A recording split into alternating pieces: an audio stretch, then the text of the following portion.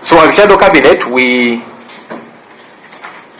have elected that it is problematic for we in the opposition to be part of such an arrangement, because number one, we have not been brought on board. We are kept in the dark. Things are being done very quietly. We do not know. And then number two, this expenditure is difficult for us to explain to the public, to even the people we represent, to tell them that, you see, now Parliament, which normally sits here where the chambers are, is going to be transported to another region, to another district, to sit, just to sit. And then we come back. And for that sitting, 5 billion shillings is going to be spent. We cannot explain that to our constituents. It is total wastage. And so we are saying, for this which does not make logical, financial sense, it is a problem. We would like for the people to understand, because some people might say, but you're members of Parliament, why don't you go and sit and deliberate on behalf of the people that you represent? That's what we want to do. That's what we are here to do. But we are saying this is beyond just representation. It is wastage. We already have a place where we sit at no cost because it is here. So this does not make economic sense even to the people out there. So wanted it to be clear to the public, so that when they don't see us in Gulu, in Mbarara, in Mbale, it's not because we are just boycotting activities of Parliament. We are saying this is wrong. Red Zone TV kwoli webale kubanga okyagoberera yonna gy'osinzira okubanga gy'otulabira kyokola kya mutawana nnyo gwatambula naffe atannaba kubanga osubscribinga naawe kirira wansi awo wolaba ekigambo subscribe kikwateko kwata kade aka notification kakuyambako okubanga tomisinga nsonga yonna. Nyongera okusooka okutegeeza nti sooka olayikinge, gy'okoma okulayikinga information oba ogiyambako okubeera nga ate edduka etambule paka ku muntu oyo gwe wandyagadde okubeera nga ate agoberera. Nkuleetedde ebigambo bingi mu mawulire ag'olunaku olwaleero, era njagala mu mboozi eno nkuweeremu ebigambo bya Joel Ssennyonyi Besekezi, ono nga leader of opposition, atadde ku nninga akubiriza Parliament amanyiddwa nga Anita Amongo Nalongo. Mabega kaawo waliwo amawulire agafuluma ne gakuba bannayuganda enkyukwe ng'omukyala Nalongo Anita Amongo ng'ategeeza Parliament nti tugenda kutandika ogitambuza era tugenda kuddira mu bitundu by'eggwanga erya Uganda tubeere nga tutwalayo Parliament yetuule, naye ngenda kukusomera ssente oziwulire ze bagenda okusaasaanya mu projekiti eno. Ssennyonyi abigaanyi agamba, nze sigenda kufaanana former leader of opposition, bino tetugenda kukkiriza nonsense ono. Kuwadde ka introduction yako kabadde ka luzungu, naye ngenda kukomezaawo statement yonna nga bwagikoze. Naffe abatategeera bulungi nnyo oluzungu lwabwe tubeere ng'ensonga tugitegeera. Mukutu gwa Red Zone TV atannaba kubanga osubscribinga kikole, kwata kade aka notification obeere nga tomisinga nsonga yonna owulirize ebigambo nga bwe ngenda okubanga ate mbikuwa gwe muganda wange ampuliriza. Waliwo bannayuganda 16 nga bano bamaze okubanga bateebwa. Bano baali bamu ku abo abeetaba mu kwekalakaasa okwaliwo ng'ennaku z'omwezi 23 omwezi gwa 7 oguwedde 2024. Bano bateereddwa baweereddwa bail ne details ngenda kujja mbeere nga nzikuwa badde ku kooti eya Buganda Road. Era mu mboozi eno mwennyini ngenda kukuleeteramu ensonga ez'enjawulo. Waliwo abavubuka abasawo bano ababadde bali ku intani be bayita ba medical internees bagenze okuddamu okwekalakaasa, wabula nga ku luno ensonga yaabwe etuuse kubanga basisinkanye omusirikale wa poliisi nga bambi ono agezaako okulaga nti abawuliriza. Byonna ngenda bikuleetera mu details nga nzijja ku mukutu guno ogwa Red Zone TV. Oba tannaba kubanga osubscribinga nnyongera okujjukiza nti kikole, kirira wansi awo olaba ekigambo subscribe kikwateko, kwata kade ka notification ate paka we naatuukira ku bubaka bwammwe bwe muteeka ku mukutu ogwa Red Zone TV nabo tubusome. Kansooke mmala okunywamu ku lwendo lw'otuzzi nzije nkuwa details. Kirira wansi awo olaba ekigambo subscribe atana subscribinga yamala tuwe ekigalo likinga, genda mu comment section teekamu obubaka ku nkomerero ya updates zino nzija n'obubaka bwammwe. Assalamu alaikum wa rahmatullahi wa barakatuh. Amanya n'eddoboozi Haji Abdul omusomi w'eddua. Nkola ku nsonga ez'enjawulo, emirimu nga gikutukaganyeeko, ebyenfuna byo nga bidobonkanye, n'oba oli bweru wa ggwanga emirimu gya kucankalanako jangu kusomere ku dduwa okubeda nedda edduwa zaabaawo edduwa zisomebwa omuntu n'oterezebwa mu mbeera yonna ebadde ekusibyeko akanyaga. Nina ekyoto kye nsobola okukumira wadde oli bweru wa ggwanga nga toli kumpi wano n'ofuna omukisa ogwo nawe n'osomerwako ku dduwa nga nkuteddeko n'akabaani. Allah ajja kukusaasira, ajja kwanukula. Kuba ku nnamba yange y'essimu 0752 44 71 56 ne ku WhatsApp kwendi mpereza obubaka sobole okuyamba. Assalamu alaikum wa rahmatullahi wa barakatuh. Kale nga sinaba kubanga nkuwa ebigambo bya Joel Ssenyonyi Basekezi ono nga leader of opposition ngenda kusooka nkuyise ate mu nsonga zino zewategeddeko obaolyawo oba waliwo n'abatazitegeddeko. Mu kiwandiiko ekifulumya ekiri official nga kiga nti 16 more anti-graft protesters granted bail. Abamu ku bantu abali beekalakaasa abali baasigala jukira navayo ne nkutegeeza nti mu kwekalakaasa okwaliwo ngenda kusomeza 23 omwezi oguwedde abasinga obungi bazze bateebwa newankubadde nti mu kwekalakaasa kuno kwali kwa mirembe ate nga ne ssemateeka abakkiriza okukola ekyo kye baali bakola wabula olw'amawulire okwetolola ensi yonna okukwata omubabiro ku nsonga eno bavubuka bangi bavaayo nga bakwatibwa bangi kwaba bakwatibwa bazze bateebwa. Kati gwampuliriza ku mukutu guno njagala okutegeeza nti waliwo abaali baasigala nga bano bo baali tebatinateebwa. Bangi bateebwa mu kutambula kwabwe okwaliwo nga balumba parliament okulaga obutali bumativu. Kati ababadde tebannateebwa olunaku olwaleero babaleese mu kooti ne baba nga ate babawa bail byengenda okubanga okusomera mu kiwandiiko kino. Owuliriza. Buganda Road Court has granted bail to 16 more youths arrested last month during anti-corruption protest. Nti kooti etuula ku Buganda Road eyimbudde etadde oba ewadde akakalu bail abavubuka abalala 16 abeetaba mu kwekalakaasa okw'emirembe abaali bagenderera okulaga obutali bumativu bwabwe n'obuli bw'enguzi obugenda mu maaso mu parliament ne mu branches endala eza government oba mu ministries.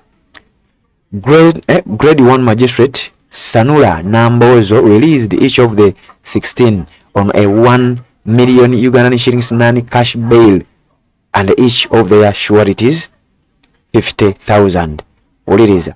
Buli muntu yenna ku bano abadde baleeteddwa mu kooti buli musibe oba buli mwana gwe badde baavunaana nga bano no badde bakulemberwamu Musiri David ono nga yakulira eby'amatendekero institutions mu kibiina ekya National Unity Platform.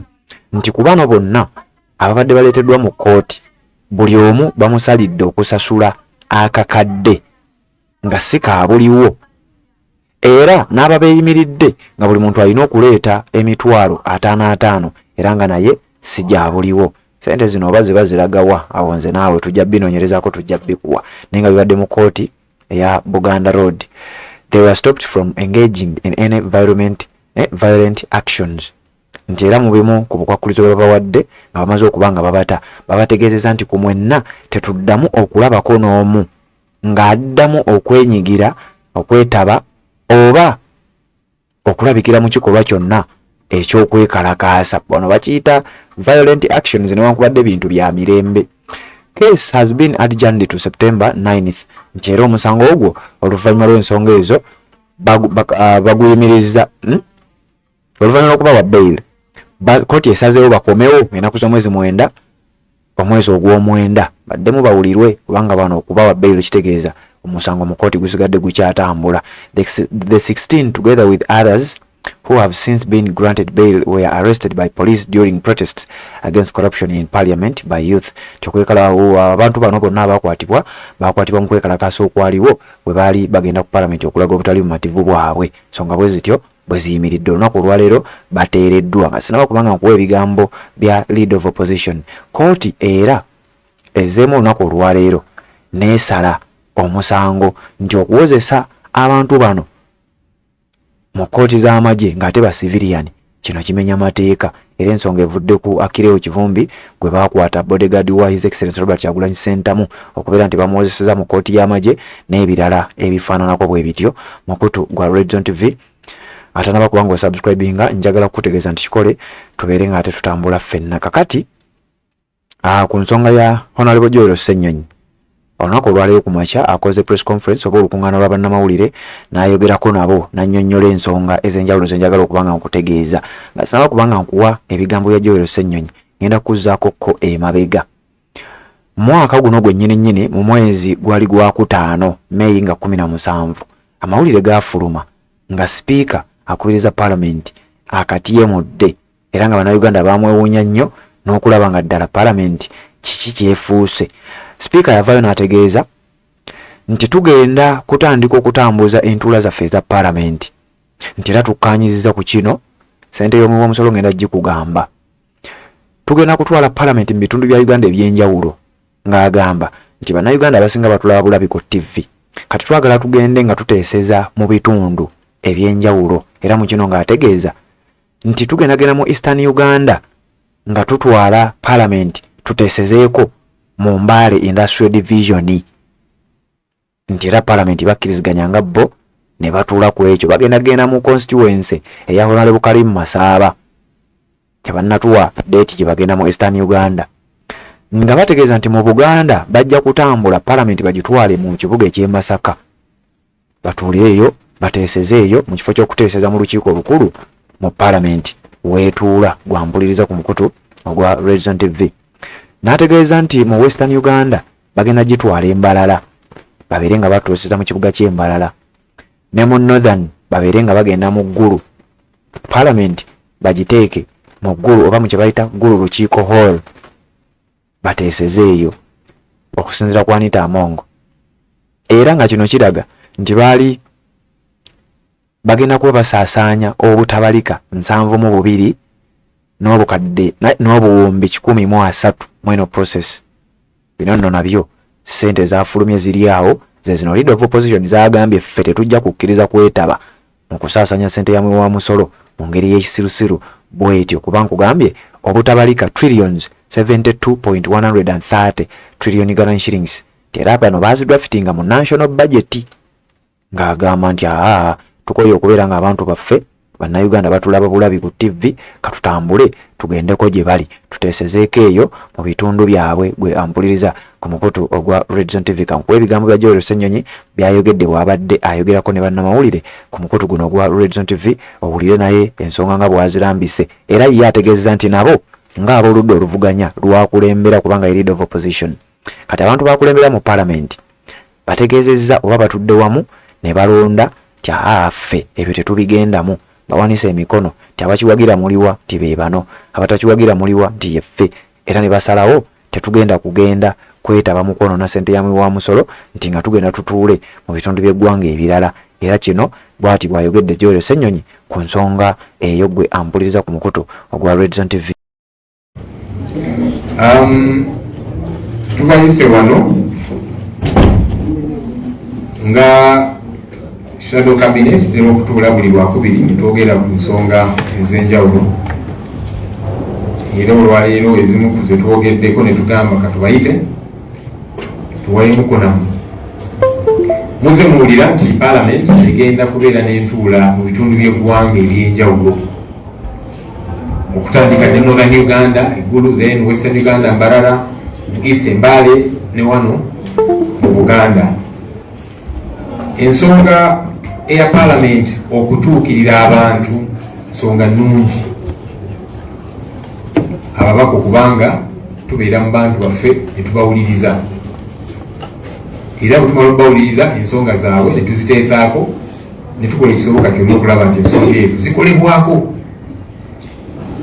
naye ensonga eno eya regional seatings ffe tugirabyemu obuzibu bungi tugamba okusookera ddala eno idea ekirowoozo kino kyakkanyizibwako kitya meeting baani abaagirimu kubanga ffe ng'abakulembeze tetubimanyiiko tubiwulira eyo tiwaliwo zi meeting ezituula bangi teams ezigenze nga zigenda mu bitundu ebyenjawulo okutegeka naye ate nga tetubimanyiiko bijja bitya lwaki ebintu bino bikolebwa mu nkukutu.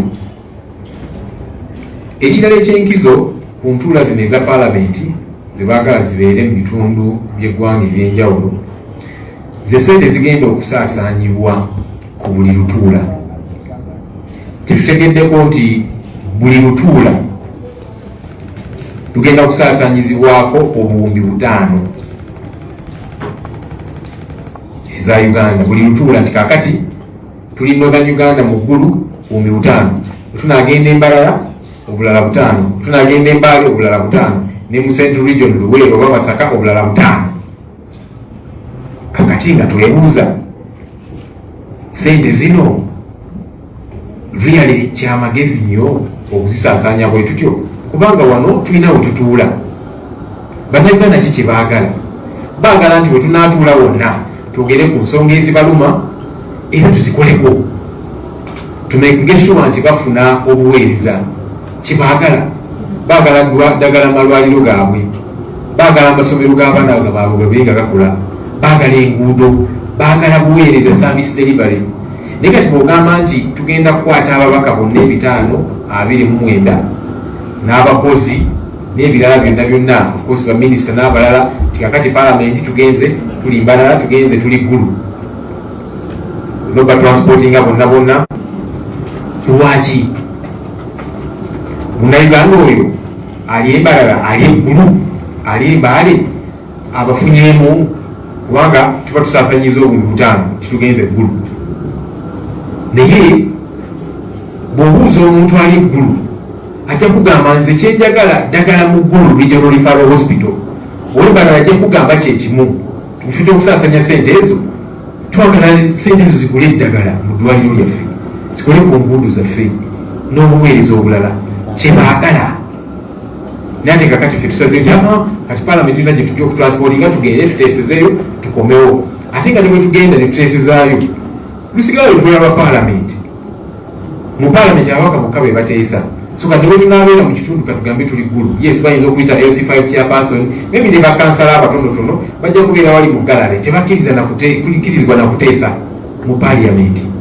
kakati kyetuba tukoze kyeki tekitegereke nowekirowoozaako logicale tekikola nnyo makulu of course waliwo abantu abayinza okusanyuka ne bakyamukiriramuko nti ababaka bonna bazze mu kitundu kyaffe bazze Gulu bazze Embalala bazze Embaale bazze wa naye nga tuvudde mu kukyamukirira omuntu oyo ekiryo sikiriwa abantu bafunyemu ki exactly abaffe tetusobola kutuula wano museteeserezo lwaffe wano mu plenary chambers ne tuteesa ku nsonga ezikwata ku bali Gulu ku bali Embaale ku bali Embalala ku bali Luweero Masaka wa palamenti yonna erina kugendayo kugambo biraba nga tebitegeerekeka abantu bazeemulugunya ku paliamenti eno obubbi okwonga sente y'omusolo okugenda mu maaso mu kizimbe kyaffe kino okutandikira ddala mu ofiisi ey'oku ntikko mu kizimbe kino era muzimu balaba abavubuka nga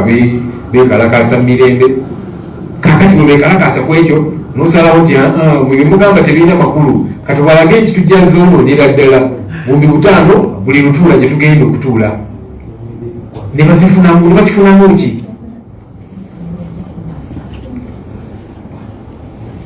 tulina komitizi za palamenti komitizi zino zitera n'okwemulugunya ensangi zino teziyambiddwa kimala kugenda mu bitundu by'eggwanga ebyenjawulo okulondoola kino okulondoola kiri kubanga komiti ezo zetulina okwempawaringa abasawo abaakamala okusoma baagala ogenda okukola internship babone beekalakaasa mirembe minisitule y'ebyobulamu egamba ffe tetulina buzibu naye sente tezimala ezatuweebwa kati oyo yitaani onoomunyonyola otya nti tewali sente ng'oli kukozesa obuwumbi 5 okugenda n'otula mu region emu n'okozesa obuwumbi obulala 5 okugenda awalala obulala 5 omunyonyola otya n'akitegeera abasirikale bali mu kwemulugunya baasubizibwa sente okwongezebwako ne bagamba babafera kye babasuubiza si kye bafunye era ne bwe bakubira bannamawulire kuba naffe batukubira amasimu nti naye baneze batusuubiza nga si ze tufunye kati omusirikale oyo n'omunyonyola otya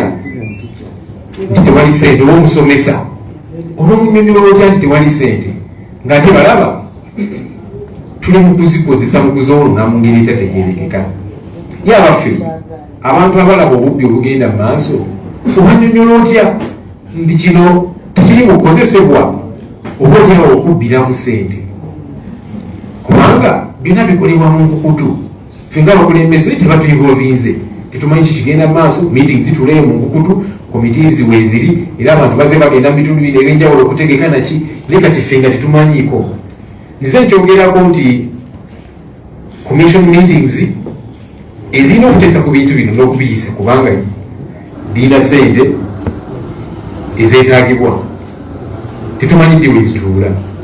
Juzi twali mu meeting emu w'ekitiibwa Nabbanja Prime Minister naye neemulugunya n'agamba nze nasemba okuyitibwa mu commission meeting March omwaka oguwedde. Neewuunya kubanga bamuze bwe mbyogerako bagamba senyonyi oyogera nnyo naye ni munaye Nabbanja bakubanga ye atya okwogera ennyo natugamba mu meeting yali ennene nnyo kitange mu commission meetings tebampita simanyi bwati kati kikulaga nti waliwo bannaffe abamu naddala omukulembeze waffe wano ku parliament alina byakweka. Lwaki weeyisa bwotyo mu nkukutu oba tulina kyokweka? Lwaki tutuyita mu meeting ffenna abalina okuzibeeramu bwe ba commission meeting twogere ku nsonga zino kubanga singa nali mu meeting eyo eyayisa kino naligambye nti abaayi nedda kino abantu tebajja kitegeera tugenda kusaasaanya obuwumbi 5 ku buli region gye tugendamu. Tutule wano we tulina sentensezo yaffe tuteese ku nsonga ezirimu abantu baffe. Sente zino tuzikyanulinge zigende zibayambe ku ebyo ebintu ebyo bye beetaaga mu buweereza. Naye mukozi tebatuyita kati omuntu alowooza nti bino babikola mu nkukutu era babbiremu ssente oba ki tuyinza kumunenya kubanga oba okikola mu butuufu bwakyo. Lwaki okikola mu nkukutu? Lwaki okitukweka ffe abakulembeze nga tetumanyi bintu bino? So ffe nga Shadow Cabinet tugamba nti ng'aba opposition kituzibuwalira okwetaba mu ntuula zino kubanga abantu baffe tetuyinza kubannyonnyola ne bakitegeera. Togenda munnyonnyola nti twagenze eggulu ne tusaasaanya obuwumbi 5 twagenze embaale ngamba ayagala ddagala mu ddwaliro agala enguudo ezikola agala amasomero agakola ku lw'abaana baabwe baagala buweereza service delivery. So katugamba tetuyinza kwetaba mu kintu kye tusasobola kunnyonnyola abantu tebajja kitegeera kubanga naffe tetukitegeera. Twalyagadde ebintu ebikolebwa sokerera bireme kubeera mu nkukutu birebeere birambulukufu naffe tuwe endowooza yaffe nga tugamba nti nedda kino kiba kikyamu tutule wano tuteese ku nsonga ezirimu bannayuganda bonna. Mwebale nnyo.